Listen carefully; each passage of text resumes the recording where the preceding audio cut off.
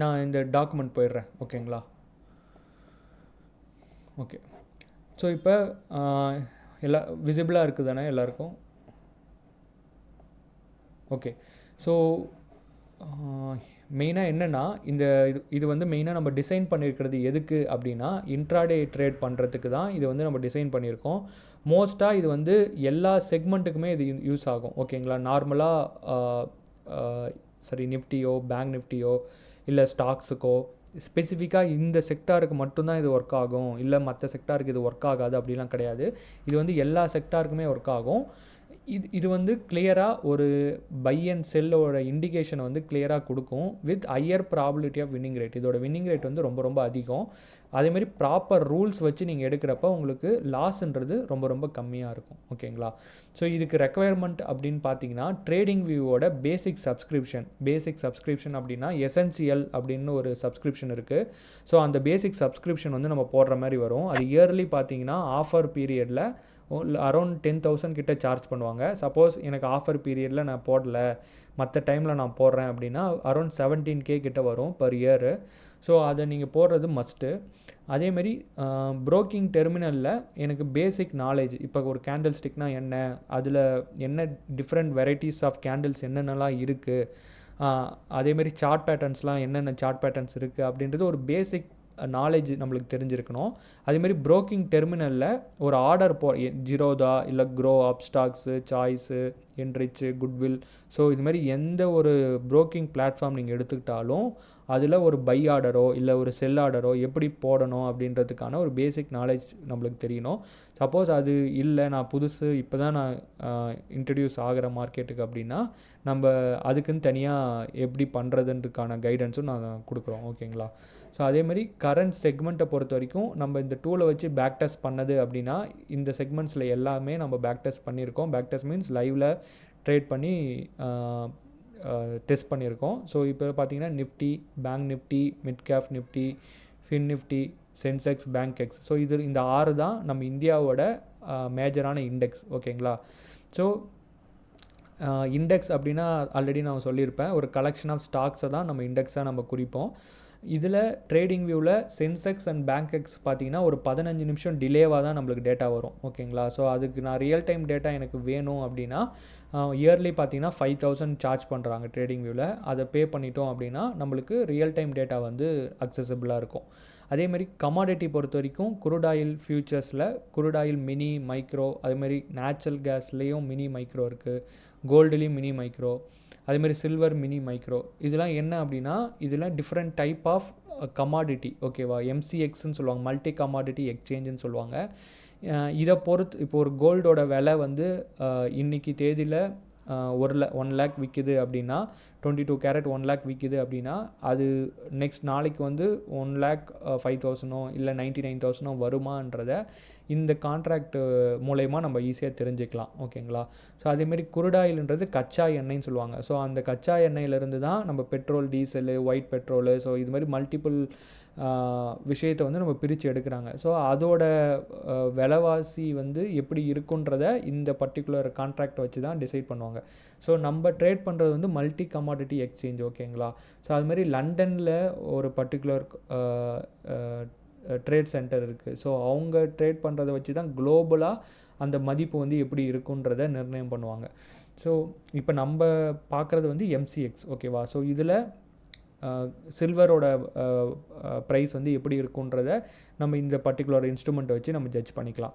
அதுமாதிரி crypto, bitcoin, Ethereum. So இப்போ நம்ம கண்ட்ரியில் கிரிப்டோ பொறுத்த வரைக்கும் ஒரு சில ரெகுலேஷன்ஸ் இருக்குது. பட் அதர் கண்ட்ரிலஸ்லாம் பார்த்தீங்கன்னா பிட்காயின், எத்தீரியம் வந்து நார்மலாக ஷாப்ஸ்லேயே வந்து அக்செப்ட் பண்ணிப்பாங்க. ஒரு டிரான்சாக்ஷனாக இருந்தாலும் சரி, இல்லை ஒரு பொருளை வாங்கிட்டு அதுக்கு பதிலாக நம்ம பிட்காயினோ இல்லை எத்தீரியம் மற்ற இன்ஸ்ட்ருமெண்ட் வந்து நம்ம ஒரு சில ஷாப்ஸில் வந்து அக்செப்ட் பண்ணிப்பாங்க அதர் கண்ட்ரீஸில். ஸோ அதுமாதிரி ஸ்டாக்ஸ் பொறுத்த வரைக்கும் லிக்விடிட்டியாக இருக்கிற ஸ்டாக்ஸை வந்து நம்ம மேஜராக சூஸ் பண்ணணும். லிக்விடிட்டினா அப்படின்னா என்னென்னா அதிகமான பிளேயர்ஸ் வந்து அந்த பர்டிகுலர் இன்ஸ்ட்ருமெண்ட்டில் வந்து இருக்கணும். அதிகமான பிளேயர்ஸ் இருந்தால் தான் நீங்கள் சப்போஸ் ஒரு கான்ட்ராக்ட் எடுத்தாலும் அந்த கான்ட்ராக்ட் வந்து ஈஸியாக க்ளோஸ் பண்ண முடியும். ஓகேங்களா? சப்போஸ் லிக்விடிட்டியே இல்லை, ஆப்போசிட் பார்ட்டியே இல்லை அப்படின்னா நீங்கள் அந்த கான்ட்ராக்ட் வந்து ஈஸியாக க்ளோஸ் பண்ண முடியாது உங்களால். அதே மாதிரி இந்த பர்டிகுலர் டேபிளர் காலம் தான் நம்மளுக்கு மெயினாக வந்து தெரிஞ்சுக்கணும். ஸோ இந்த டேபிளர் காலத்தில் நம்ம என்னெல்லாம் மென்ஷன் பண்ணியிருக்கோம் அப்படின்னா, செக்மெண்ட்னா என்ன அப்படின்னா, என்னென்ன இன்ஸ்ட்ருமெண்ட்டில் நம்ம ட்ரேட் பண்ணல வாய்ப்பு இருக்குது அப்படின்னா, Nifty, bank Nifty, mid cap Nifty, Sensex, fin Nifty, Bankex. ஸ்டாக்ஸ்ன்றது நான் ஜென்ரலாக குறிக்கிறேன். ஸோ நீங்கள் எந்த ஸ்டாக்ஸில் வேணால் ட்ரேட் பண்ணலாம். மெயினாக லிக்விடிட்டி இருக்கிற ஸ்டாக்ஸில் தான். குரூட் ஆயில் பொறுத்த வரைக்கும் கமாடிட்டி தான். கமாடிட்டியில் குரூட் ஆயில்ன்ற பேரை மேஜரான பீப்புள்ஸ் வந்து ட்ரேட் பண்ணுவாங்க. ஸோ அதனால் இங்கே குரூட் ஆயில் மட்டும்தான் மென்ஷன் பண்ணியிருக்கேன். நீங்கள் நேச்சுரல் கேஸ், சில்வர் எல்லாத்துக்கும் சேம் ரூல்ஸ், இதில் மென்ஷன் பண்ணியிருக்கிற சேம் ரூல்ஸை நீங்கள் அப்ளை பண்ணிக்கலாம். அதேமாதிரி நம்மளுக்கு வந்து 2 விதமான சார்ட் வந்து நம்ம அக்சஸ் பண்ணி பார்க்கணும். ஒன்று வந்து பேஸ் டைம் ஃப்ரேம் அப்படின்னா, ஒரு சார்ட்டை வந்து எப்படி நான் அக்சஸ் பண்ணணும் அப்படின்னா, ஒரு டைம் ஃப்ரேம் வச்சு தான் நீங்கள் அக்சஸ் பண்ணி பார்க்கணும். அக்சஸ் மீன்ஸ் வியூ பண்ணி பார்க்குறது. ஒரு சார்ட்டை வந்து 15 மினிட்ஸ் அப்படின்ற டைம் ஃப்ரேம் வச்சு நீங்கள் வியூ பண்ணி பார்க்கணும். சப்போஸ் அந்த 15 மினிட் டைம் ஃப்ரேமில் எந்த சிக்னலுமே வரலை, எந்த என்ட்ரியுமே வரலை அப்படின்னா, நீங்கள் 5 மினிட்ஸ் வந்து ஸ்விட்ச் பண்ணி பார்க்கலாம்.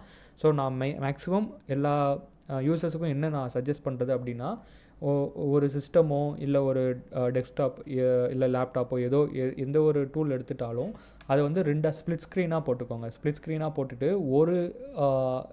ஒரு சைடு லெஃப்ட் சைடு பார்த்தீங்கன்னா 15 மினிட்ஸும், ரைட் சைடு பார்த்தீங்கன்னா 5 மினிட்ஸும் சார்ட்டும் வச்சு நீங்கள் பார்க்குறப்ப உங்களுக்கு இன்னும் கிளியராக தெரியும் மார்க்கெட்டோட டைரெக்ஷன் எப்படி போகுது, அதோட என்ட்ரிஸ் வந்து எப்படி இருக்குன்றது உங்களுக்கு ரொம்ப ரொம்ப ஈஸியாக புரியும்.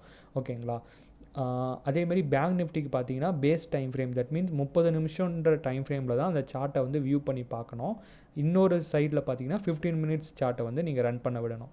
ஸோ அப்போ ஒரே இன்ஸ்ட்ருமெண்ட்டு தான், ஆனால் டைம் ஃப்ரேம் மாறி 2 விதமான டைம் ஃப்ரேமில் அந்த சார்ட்டை வந்து நீங்கள் ரன் பண்ண விடணும். ஸோ அதேமாதிரி target and stop loss. Target பார்த்தீங்கன்னா அந்த 0.8 நான் மென்ஷன் பண்ணியிருப்பேன். அந்த டெல்டாக்குரிய ஸ்ட்ரைக்கை 40 பாயிண்ட் டார்கெட். அது சப்போஸ் 100 ரூபா ட்ரேட் ஆகுதுன்னா 100ன்றது ஒரு பேஸ் வேல்யூ. ஸோ 140ன்றது உங்கள் டார்கெட்டு. உங்கள் ஸ்டாப் லாஸ் வந்து 80. ஓகேங்களா? ஏன்னா 20 பாயிண்ட் இங்கே ஸ்டாப் லாஸ் மென்ஷன் பண்ணியிருக்கேன் நிஃப்டிக்கு. அதேமாதிரி உங்களுக்கு பேங்க் நிஃப்டிக்கு பார்த்தீங்கன்னா 80 point target, 40 point SL. Mid கேப்புக்கு 40 பாயிண்ட்ஸ் டார்கெட், 20 பாயிண்ட் எஸ்எல். சென்செக்ஸுக்கு 80 points target, 40 point SL. So அது மாதிரி ஒரு செக்மெண்ட்டுக்கும் உங்களுக்கு ஸ்டாப் லாஸ் மாறும். ஸ்டாக்ஸுக்கு வந்து நான் இங்கே target and stop loss mention பண்ணியிருக்க மாட்டேன். ஏன் அப்படின்னா, ஸ்டாக்ஸ் பொறுத்த வரைக்கும் உங்களுக்கு வால்டாலிட்டி அதிகமாக இருக்கும். வால்டாலிட்டினா ஒரு ஸ்டாக்ஸும் ஒரு மாதிரி பிஹேவ் ஆகும். ஸோ அதனால் அந்த ஸ்டாக்ஸுக்கு மட்டும் நீங்கள் அமௌண்ட் பேஸ்டு எஸ்எல் வச்சுக்கணும். அமௌண்ட் பேஸ்டுனா ஒரு 5000 ப்ராஃபிட் வந்துச்சுன்னா அந்த பர்டிகுலர் ஸ்டாக்கில் நான் புக் பண்ணிக்கிறேன். ஒரு 2000 லாஸ் வந்துச்சுன்னா நான் எக்ஸிட் ஆயிடுறேன் அப்படின்ற மாதிரி நீங்கள் செட் பண்ணிக்கணும். ஓகேங்களா? அது ப்ரோக்கிங்கில் அது பண்ணுறது ஈஸி. அது எப்படின்னு நாங்கள் சொல்கிறோம். Next lot size. ஸோ இங்கே வந்து லாட் சைஸ் வந்து இப்போ இருக்கிற லாட் சைஸ் வந்து ஸ்டாண்டர்டாக இருக்குமா அப்படின்னா சொல்ல முடியாது. ஸோ அது ஒரு எவ்ரி 6 மந்த் இல்லை எவ்ரி 1 இயர் வந்து இந்த லாட் சைஸ் வந்து மாறிக்கிட்டே இருக்கும். அது பேஸ்ட் ஆன் மார்க்கெட்டோட வேல்யூ பொறுத்து. மார்க்கெட் இப்போ கரண்ட்டாக என்ன வேல்யூ ட்ரேட் ஆகுதோ அதை பொறுத்து அந்த பர்டிகுலர் லாட் சைஸ் வந்து அட்ஜஸ்ட் பண்ணுவாங்க. அதுக்கு பின்னாடி ஒரு ஃபார்முலாலாம் இருக்குது. அதை நான் டாக்குமெண்ட்டில் உங்களுக்கு அப்புறம் ஷேர் பண்ணுறேன். ஸோ இப்போ ப்ராஃபிட்னு பொறுத்த வரைக்கும் 40 பாயிண்ட் டார்கெட்டுங்களா. ஸோ அப்போ 40 × 75 வந்து 3000 ருபீஸ் நம்ம ப்ராஃபிட். சப்போஸ் எனக்கு ஒரு என்ட்ரி பை கால் ஆப்ஷன் அப்படின்னு ஒரு என்ட்ரி வந்து எனக்கு சிக்னலாக வருது. அந்த சிக்னலை நான் எடுத்துட்டேன் அப்படின்னா எனக்கு 3000 ரூபாய் லாபம் வந்து அந்த பர்டிகுலர் என்ட்ரியில் வந்து கிடைக்கும். சப்போஸ் இது வந்து ரூல் பேஸ்டு என்ட்ரி நான் எடுத்திருந்தேன்ற பட்சத்தில். ஓகேங்களா? ஸோ இந்த டேபிள் பொறுத்த வரைக்கும் நம்ம ஸ்ட்ரிக்டாக இதில் போட்டிருக்கிற டார்கெட் அண்ட் ஸ்டாப் லாஸ் வந்து நம்ம ஃபாலோ பண்ணோம். இதை வந்து நம்ம ட்வீக் பண்ணுறதோ இல்லை இதை சேஞ்ச் பண்ணுறதோ இல்லை நான் டெல்டாக்கு பதிலாக நான் ஓடிஎம்மில் எடுக்கிறேன், ஏடிஎம்மில் எடுக்கிறேன் அப்படின்ட்டு மாறக்கூடாது. இந்த டெல்டா என்ன ஸ்ட்ரைக் நம்ம சொல்லியிருக்கோமோ அதை தான் நம்ம வந்து ஸ்ட்ரிக்டாக ஃபாலோ பண்ணணும். ஏன் அப்படின்னா இதை நம்ம வந்து அனலைஸ் பண்ணி தான் நம்ம வந்து இதை ப்ரிஃபர்ட் டெல்டா வந்து நம்ம கொடுத்துருக்கோம். இதை நீங்கள் கன்சிஸ்டண்ட்டாக ஃபாலோ பண்ணிவிட்டு நீங்கள் உங்களோட P&L பார்க்குறப்ப நெட்டாக உங்களுக்கு ப்ராஃபிட்டில் தான் இருக்கும். ஓகேங்களா?